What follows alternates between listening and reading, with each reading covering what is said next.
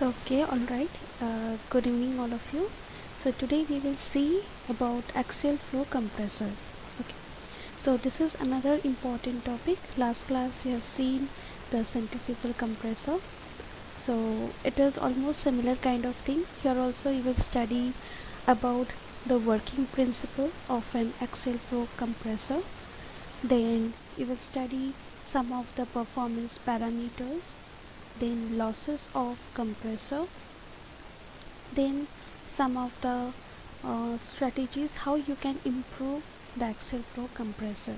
Okay, and very importantly, uh, the working procedures, the working method of an axial flow compressor. Okay, so how it, what are the uh, derivation, what are the assumptions has been considered to develop the velocity triangle. Okay, that is also one of the very important thing in an axial flow compressor. Okay, now before starting to this axial flow compressor, now let me give you a bit kind of recap about centrifugal compressor. So it will be helpful for you to understand the difference between axial flow compressor and the centrifugal compressor. Okay, now first of all, the basic meaning of this compressor means to increase the pressure. The main concept our is to increase the pressure, right? The main concept is to increase the pressure. Now in the centrifugal compressor we have seen their kind of inlet casing. It will be entering in the inlet casing, then from there they will be moving to the impeller blades, then followed with a diffuser, and it will move to the volute. That is a general phenomena of the centrifugal compressor. Okay, but here it is something different in axial flow. So what happens here, you see in this diagram. Okay, so we will have one kind of rotors and stators. So axial flow means the compressed flow will also move along in an axial direction. I can say the flow direction will be in axial directions along this way, right? So when the air is coming, it will be compressed and expelled out from here itself. But how it is done, how this pressurization has been done? The pressurization can be done only by means of the combination of stator and rotor. That is the only way they can increase the pressure rise. The main concept is to increase the pressure. Now here what they do is, here the number of rotors and stators they will keep, based on that it will increase the pressure. So let's get into it. What are the basic things that you should know about this axial compressor? Axial compressor. So to understand that, what are the basic requirements of the compressor? So for any gas turbine applications, okay, first we have to understand where we apply this axial flow compressor and how it is beneficial in the gas turbine application. First of all, this is a use because it has a capacity of an high airflow capacity per unit frontal area. Okay, so based on the compare with the frontal area, it has a high flow capacity, that is a high amount of mass flow rate capacity it has. Second is high pressure ratio per stage. Okay, that means each stage. What is mean by stage here? Okay, so before coming to the next, stage means when we have this will be the rotor. Okay, this will be the rotor. Over the rotor we will have some kind of rotor blades. It will be aligned. This is the axis of the rotor.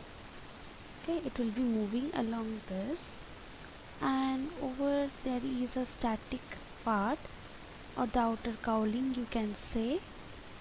Okay, outer cowling. Now here it will be having another sort of stators, okay, which are basically fixed. The stators, the stators are basically fixed one, okay, which is, or I can say stationary, which will be not moving. And here where in case of rotor, okay, let me change the color. So here in case of rotor, right, this rotor blades will be rotating. This rotor blade will be rotating along this axis, okay, along this axis of this rotor. Now when the incoming air come over here, right, what it happens, it get compressed. So as it, this is one single stage. Now this is another second stage, this is a third stage. Now another we will have, that will be going to the fourth stage, okay. So the it, that each and every stage there will be a rise in pressure, right. So if I have seen the comparison between the axial compressor and the centrifugal compressor per stage, where per stage in an axial is very low, and but when we combine the number of stages, which will give you the overall pressure ratio will give you more as compared with the centrifugal compressor, and which is only beneficial for a gas turbine engine. As I've said, for a gas turbine engine to provide a good performance or to increase the efficiency, we need to increase the pressure ratio. So how we can increase the number of stages? If we increase, the pressure ratio will be more, okay. So accordingly you can understand the next point, the next very point is an high efficiency. Now how we can get high efficiency? This is the only parameter that pressure ratio is directly connected with the efficiency, okay. Another parameter was TIT, that is a turbine inlet temperature, okay. Next point is the discharge direction suitable for multi staging, okay. So here we don't want any kind of reverse flow, right. Again we have to choose a proper suitable kind of cross section airfoil, the blade section, right. So which will avoid to form any kind of choking, any kind of stalling, or the surging formation of the blade, okay. So that also we have to be taken care with the design. So these are the main requirements of it, okay. These are the very very important parameters. Yeah. Um, Excuse me, ma'am. Yes, please. I just got disconnected. I just disconnected, ma'am. Would you please just brief this for once again? Just Okay. See, okay, sure. Okay. So first of all, what we have is a high airflow capacity per unit frontal area, okay. So to have a, see, first of all, axial compressor, here we are talking about axial compressor, which is used for an large gas turbine engine. Unlike centrifugal compressor is only suitable for an low or the small gas turbine engine. Already we have discussed that, okay. So for when we need a large power, the power requirement is more, then only we can use an axial compressor, okay. So in that compressor, what happens, the high airflow capacity per unit frontal area, so mass flow rate is more, okay. Now next let's look into it, how it affects on the pressure ratio, okay. So pressure ratio means high pressure ratio per stage, okay. Stage means when one stator and one rotor, this is one stage, and the alternations of the stator and the rotor, stator rotor, right, this becomes, now this one becomes stage 1, 2, 3 and 4, okay. So here we have the fourth stage. Here we have the fourth stage. Now gradually when the incoming flow or the the or the flow inside the gas turbine, right, when it moves across the axial compressor, right. So what happens when it moves to the fourth stage? Obviously here the pressure ratio will increase, and we have already studied in the thermodynamic cycle that how the efficiency directly connected with an pressure ratio. So as we increase the pressure ratio, right, so automatically the efficiency of the engine will also enhance. Okay, and this is one of the parameter. Another parameter was a TIT, that is a turbine inlet temperature. Turbine inlet temperature also play a very vital role to improve the efficiency, but here we are not going into that part. So TIT we will see when we look or study for a turbine. Okay, now here we are just looking for an pressure ratio, the main motto of a compressor to improve the pressure ratio. Okay. Okay, next is a discharge direction suitable for a multi-staging. Now what it says that uh, here we have to make the airfoil, okay, make the blades or choose the proper blade such a way that which will avoid any kind of surge. Okay, already I have given what I have said, what is surge, what is stall, right. oh, uh, right, we need to avoid this because this leads to an flow separation, adverse pressure gradient, and which we don't want it, right. So these are the things we have to take care of it. Now let's come to the geometry and working principle of an axial compressor. Okay, so basically, as I've already said, it is an alternative or the alternating sequence of fixed and moving sets of blades. Fixed means it's a stator, moving means it is a rotor blades. Okay, now the main motto is that to have the stator, the rotor and the stator, right, to it has to be bank must be very close so that flow when it is moving across the stator and rotor should be smooth and efficient.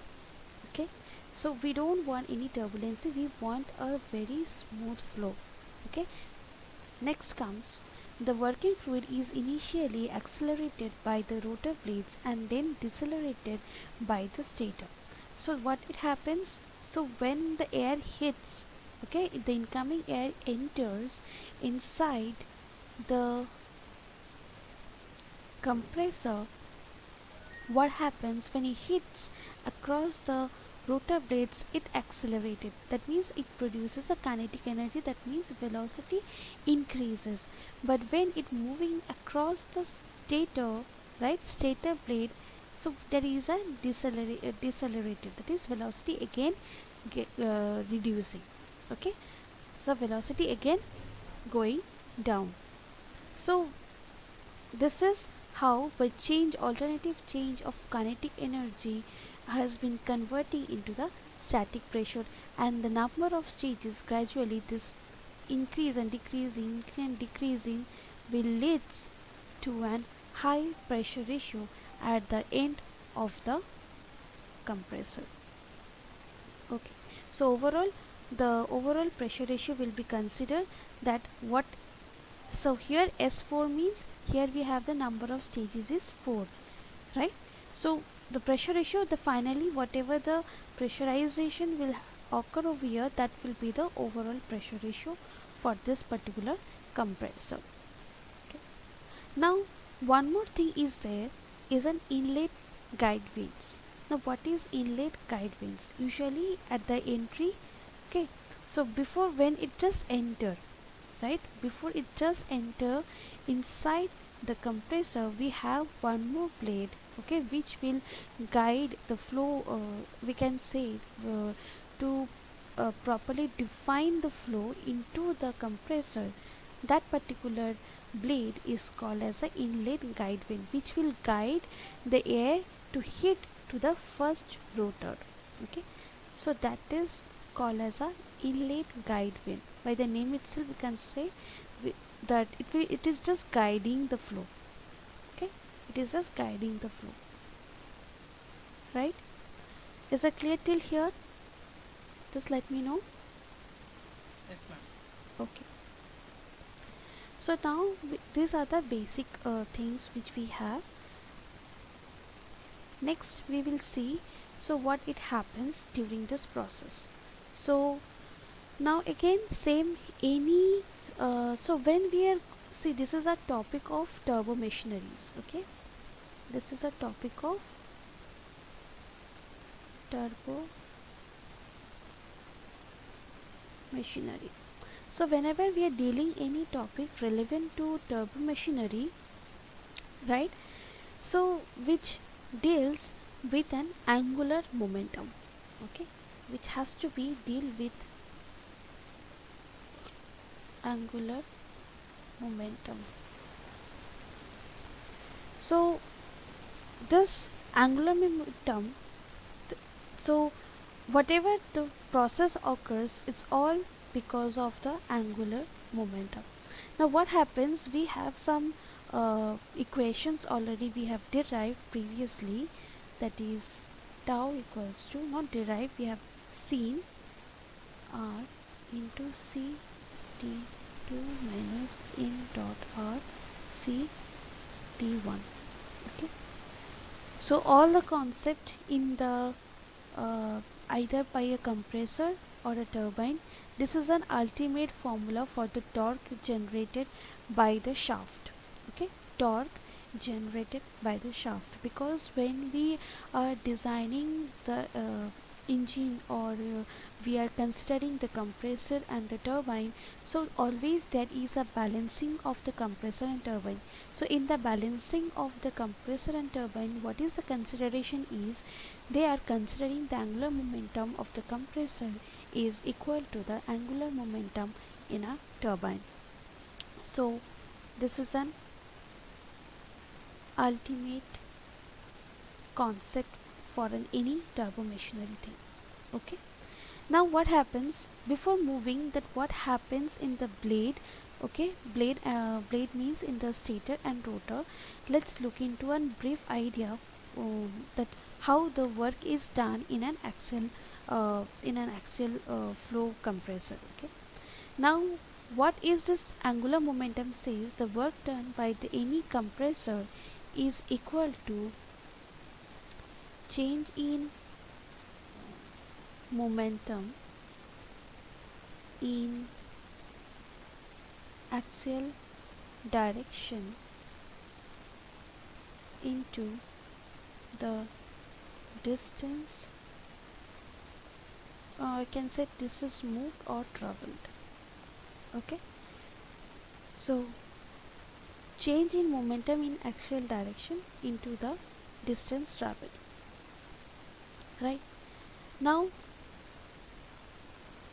we have to find out how much, what is mean by change in momentum, and how much the distance traveled.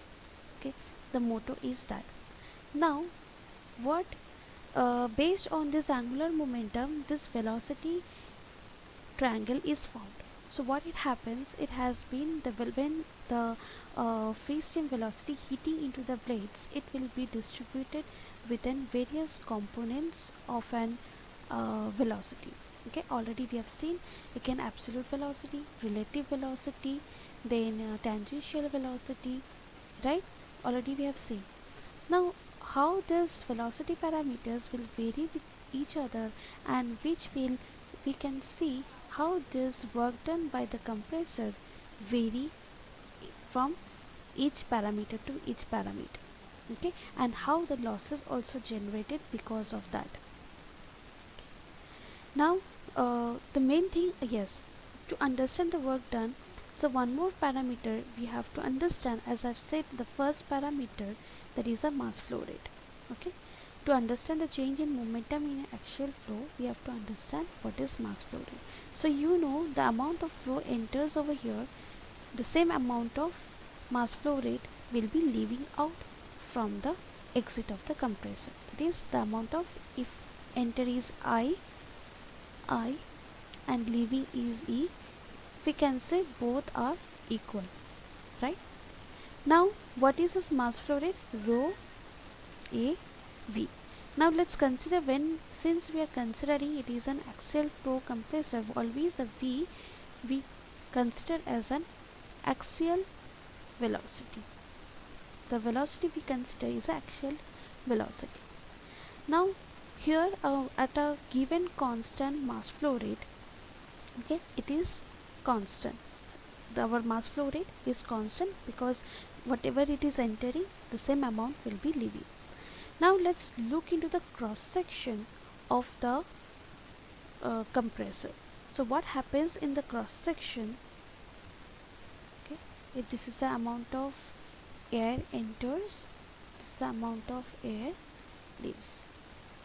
So the axial compressor design has been made in such a way that, okay, so it is made in such a way that the area of an entrance as compared with an leaving, it's gradually decreases. Okay, and if at a given mass flow rate of a given axial velocity, right, if the area decreases, then what will happen with the density? What will happen with the density? The density will be increasing. Am I right? Do you agree with that? Please do respond. Yes. Right? So yeah, so this is the one of the statement by this angular momentum statement, that any turbomachinery of an axial flow compressor, so when the amount of mass flow rate enters and leaving is same, right? So in that case, if the axial for a given axial velocity, right, if the area, the cross section area is decreases, then the density will be high. Now we can give a statement over here, the highest amount of pressure, right, the highest amount of pressure and highest amount of density, where it will occur? It will occur at the exit, or I can say back end of the compressor. I can say it is a rear or the back end of the compressor as compared with the entrance. Okay. And yes, and where we have, this is height is called as distance between the rotor surface to the axial surface is called as a blade height. Okay, mean blade height. So we can say in the same scenario, right, as compared with the front entrance, okay, the back end blade height is very less as compared with the front. Okay, this is another statement we can give. Here the blade height at the rear side will be less as compared with the entrance. This is another statement. So they can also ask you the question in terms of blade height. So if not blade height, at least they will give you the mean blade height. Okay.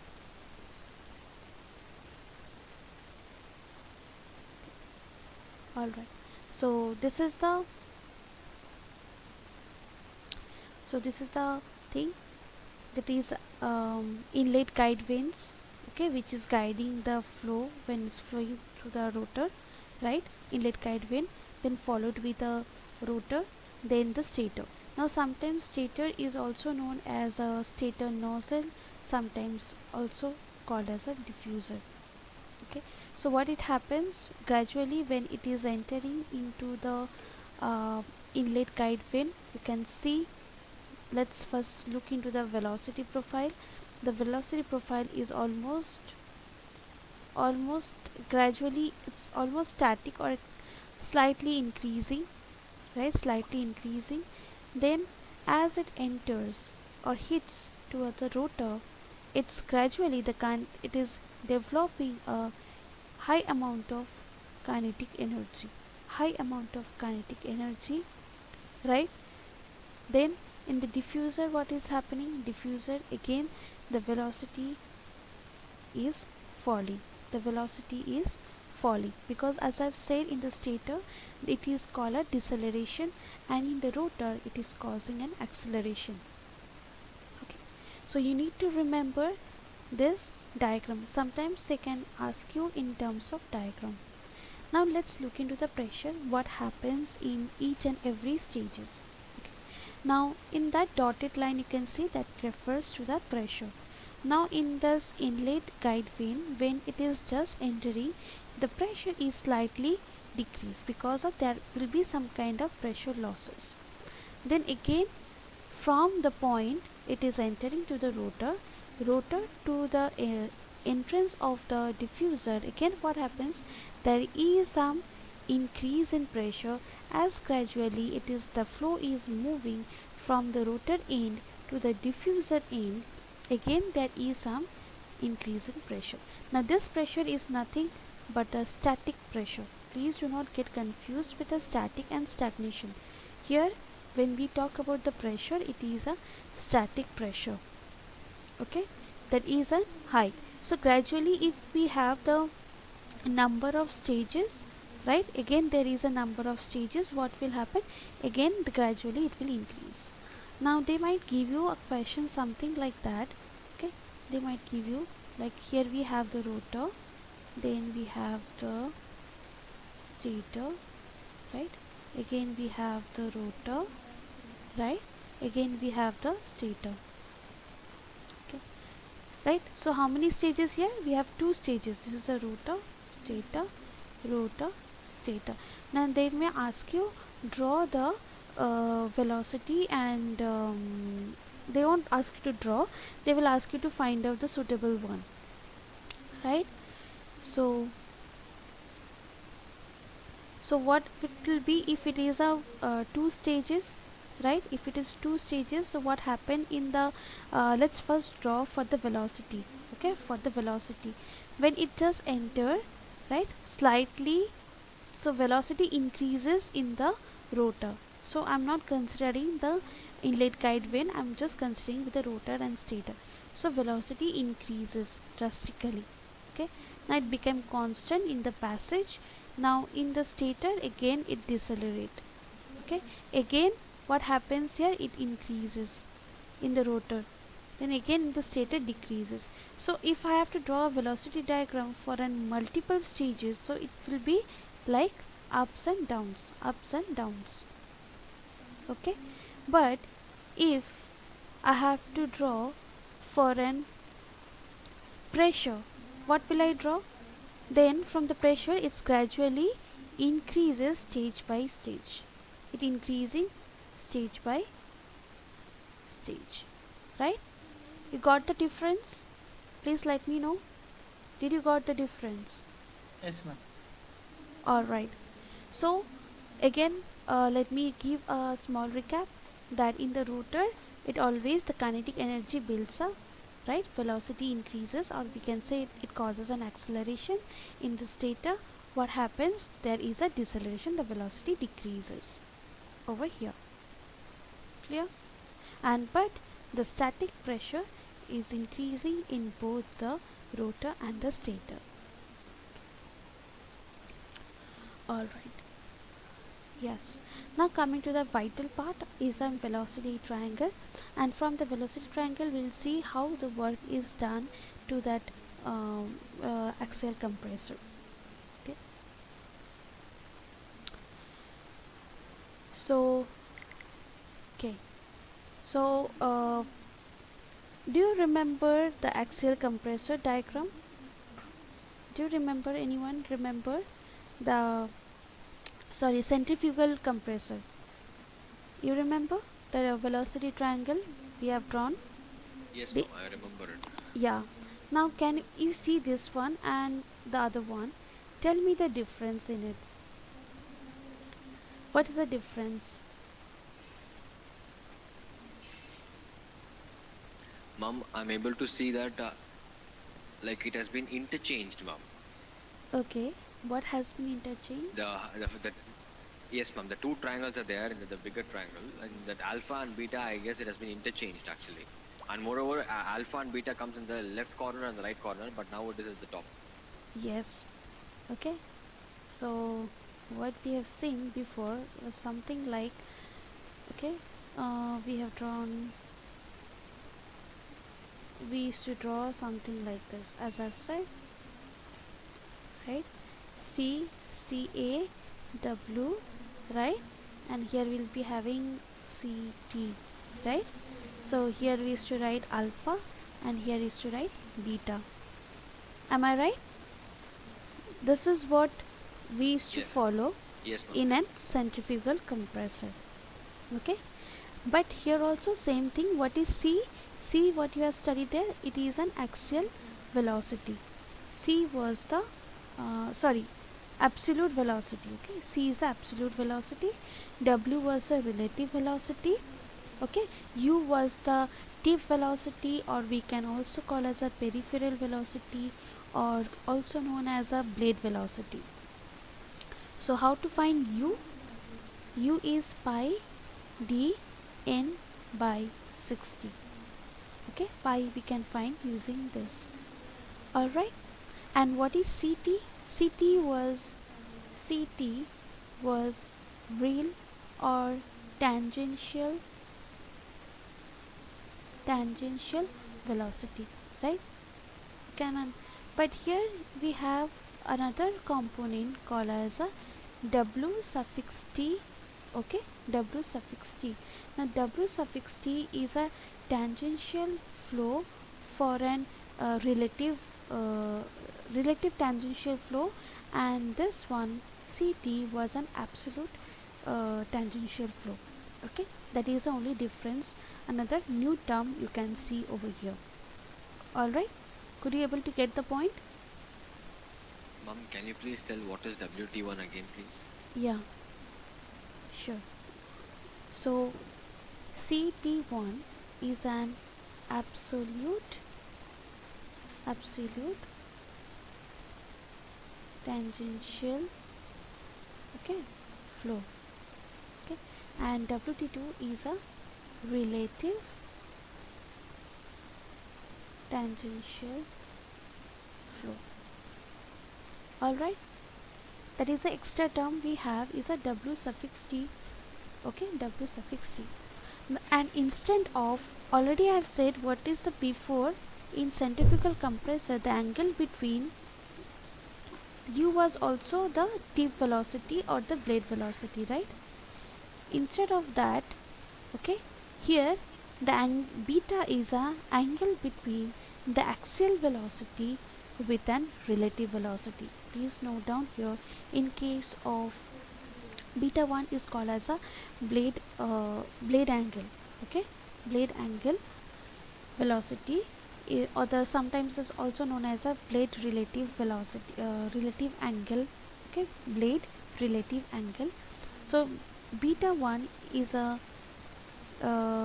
is angle between the relative flow and the axial flow. CA1 or CA1 is a axial flow or also called as a radial flow. Both are same, right? Alpha 1 is also known as a absolute air angle. Absolute air angle. Alright, it is an angle between the absolute and the axial flow. Please let me know, could you able to get it? Please let me know, could you able to follow this? Yes, ma'am. Alright. Okay, now other nomenclatures are as same as before. Okay, other one is as same as before. Okay, now yes, now how you can, that is another way. So here we have the beta 1, here beta 2. Now when the air is coming from then IGV is also known as a upstream guide wave. Okay, sometimes they also known as a upstream guide wind, okay, or IGV. So this is a guided wind, it is coming, that is a exit point, this is the exit point, okay. Now this is the entrance point of the blade where it is hitting, the velocity is hitting or striking into the entrance, that is a point 1. When it is leaving out from the rotor blade, okay, or entering into the diffuser blade or the nozzle blade, we refer to the stage 2, okay, or you can say point 2 or zone 2.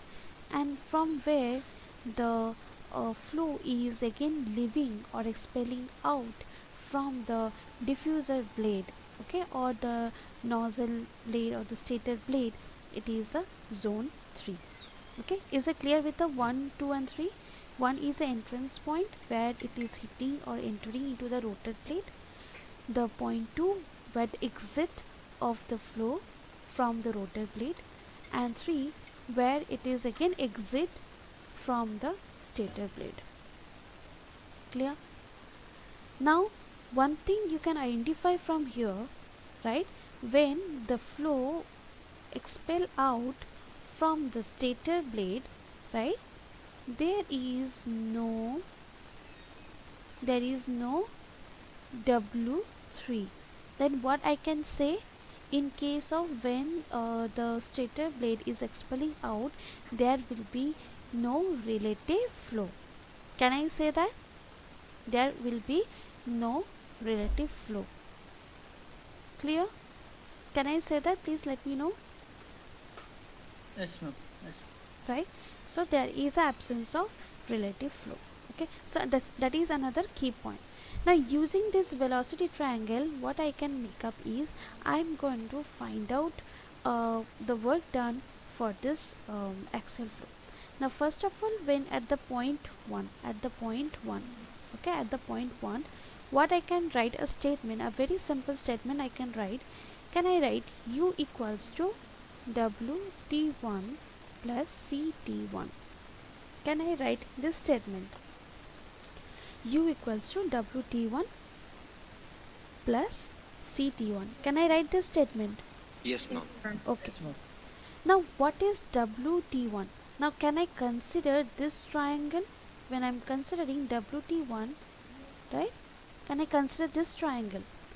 Now let's consider the triangle, that WT1. So how I can write WT1?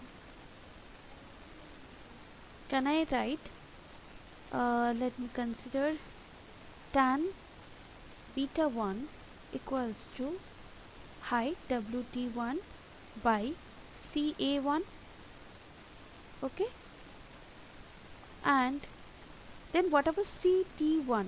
CT1 means this triangle. Now let me consider in terms of CA itself. So what I can write again, tan alpha 1 equals to height CT1 by CA1.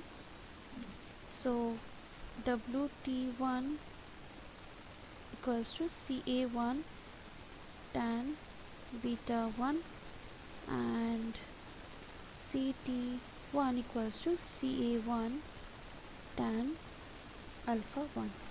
Now let's substitute this term over here. So I can get U equals to CA1 common, right, tan beta 1 plus tan alpha 1. Can I get that? Can I? Yes, ma'am. Yes, ma'am. Alright. Now this is for the, when I'm finding for the entrance zone. This is the for the entrance, right? Now what I will get if I want to find for the second, when at the exit side, exit velocity triangle. Can I say the similar way? U equals to WT2 plus CT2. Now again I have to take the triangle, right? Again I have to take the triangle, and what will I get if I take this triangle, right? This is 90 degree. If I take u equals to, just a second, scribbling,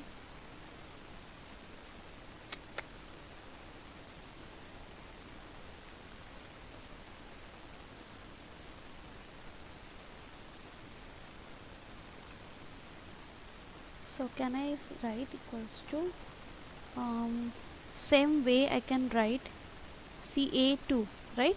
This is CA2 tan beta 2 plus CA2 tan alpha 2, then we can get CA2 tan beta 2 plus tan alpha 2. Can I? If usually in axial flow compressor there is one more assumption, they consider that CA, that is all the axial when they are entering and exiting, that is CA1 equals CA2 equal to CA. Okay, this is an assumption. So if I am taking this assumption into this consideration, right, and equating this two equation, this one equation and this two equation, what I am obtaining, tan beta 2 plus tan alpha 2 equals to tan beta 1 plus tan alpha 1. Okay, this is an important expression, right? So tan alpha 1 plus tan alpha tan alpha 1 plus tan alpha beta 1 equals to tan alpha 2 plus tan beta 2. This is one of the very important expression. Okay, now this can be also be written as tan alpha 1 minus tan alpha 2 equals to tan beta 2 minus tan beta 1. Okay, sometimes in the formula or in the question you might need to understand this, or you might need to utilize this formula. So please give a box and like keep it as an important expression. Okay, keep it as an important expression. Now this function can also be explained in terms of the flow coefficient. Okay, flow coefficient already we have explained in that centrifugal compressor denoted by the letter phi. It is the ratio between the axial compressor by the blade velocity. Okay, now this expression can be further written as CA by U equals to phi. Now if I have to write likewise, okay, if I have to write likewise,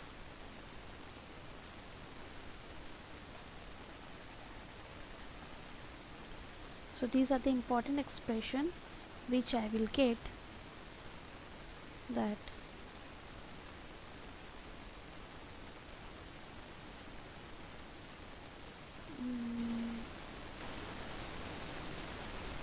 U by CA equals to 1 by phi equals to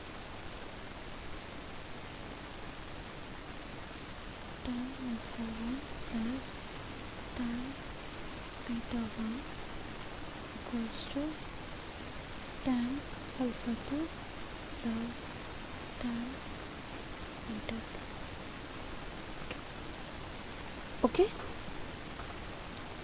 all right, could you able to follow it?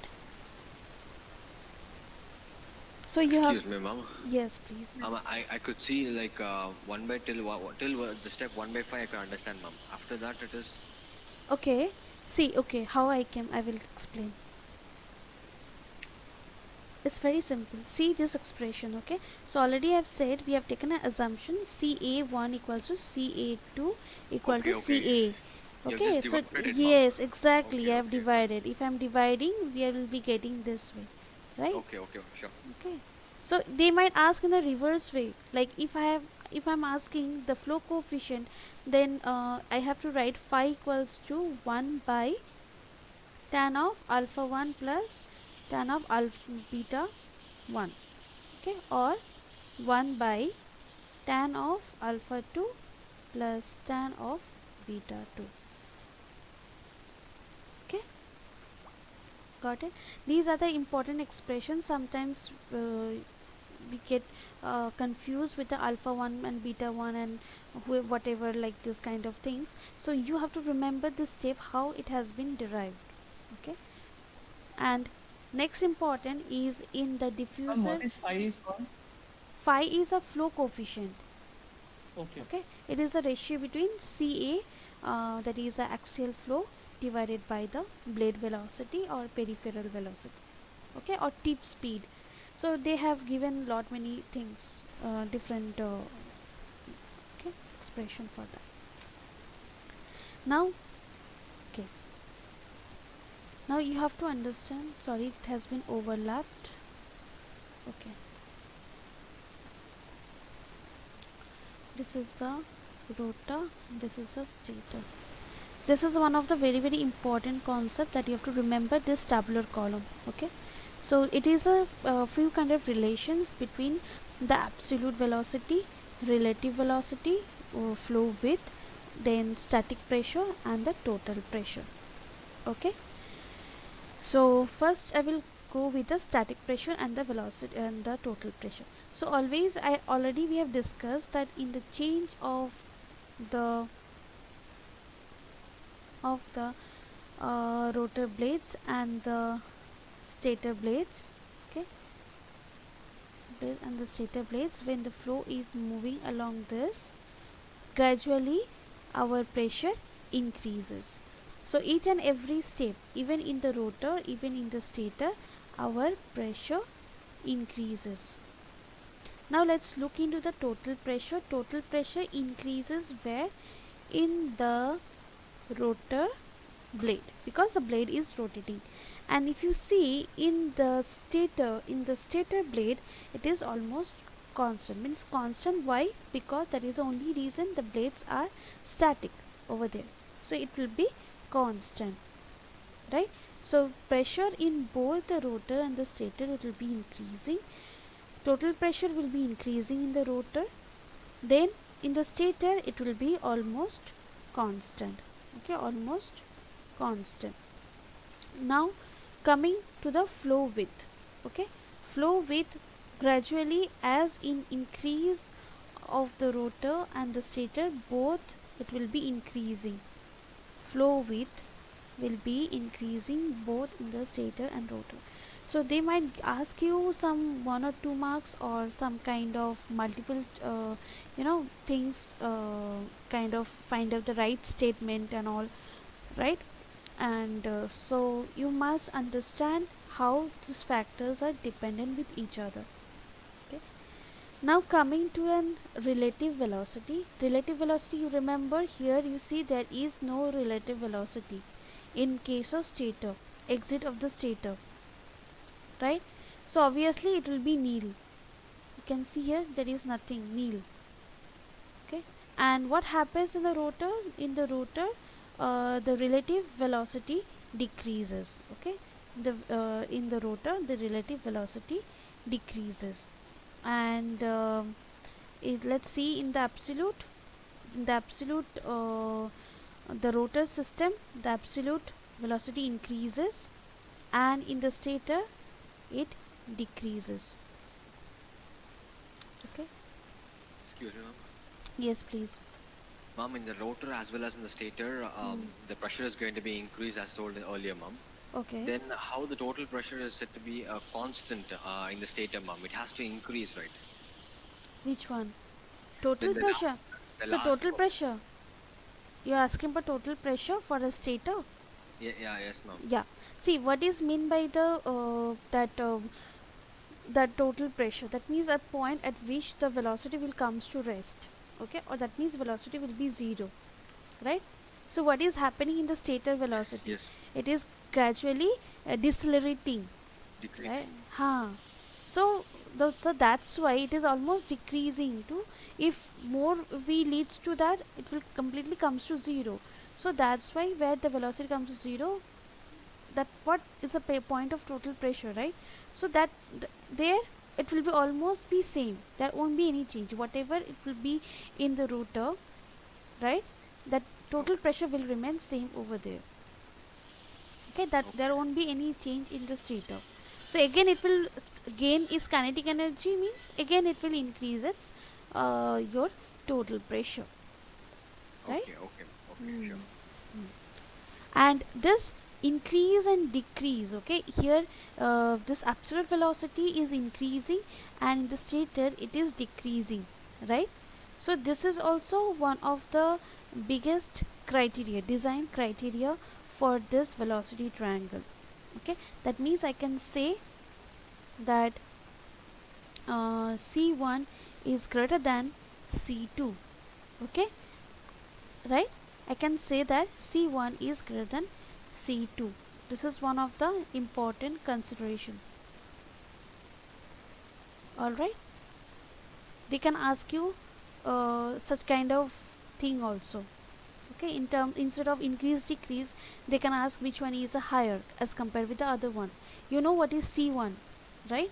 c1 is for the rotor, 2 means it for the stator, okay. All right, so next okay, next we have so what I'm requesting you guys is, let me,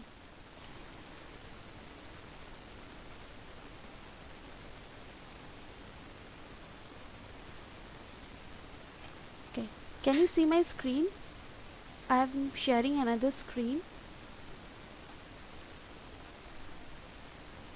Can you able to see another screen I'm sharing? No, ma'am. No, ma'am. Okay, just a minute. Yeah. It's workflow factors. Now it is visible, ma'am. Okay. Yes, ma'am. Factor. Yes, Okay, ma'am. We yeah, are able yeah. to see it. Yeah. So already I have shared the notes with you guys, right? Have you gone through that note? Axial flow compressor. Already I have uploaded in the our digital learning platform. Okay. So please go through them. So here also these are the important factors and the consideration, how how to increase the work capacity of the, as I've said, mentioned a formula early, right? Equals to u cw2 minus cw1, or I can say u equals to ct t2 minus ct1. Okay, this has been derived from again the previous same turbomachinery concept, okay. So you can see here, right, if this terms remains constant and if I decrease this u, what is u? U is a I can say the tip speed, or I can say blade speed. If the blade speed is decreasing, then automatically our work capacity will also decrease. And what it makes to decrease the this decrease the your tip speed or the blade speed is increasing the axial velocity. If the axial velocity is increasing, right, if the axial velocity is increasing, then the work capacity will decrease, okay. So these are the criteria, so please go through them, right. Small things already have hinted if the points, then what is the work factor, already have described that, okay. The ranges between 0.98 to 0.85, right, say formulas and all, right. Please go through them lightly. Then next session, that means next session we will take on Thursday, right. So we will solve much more problem over there.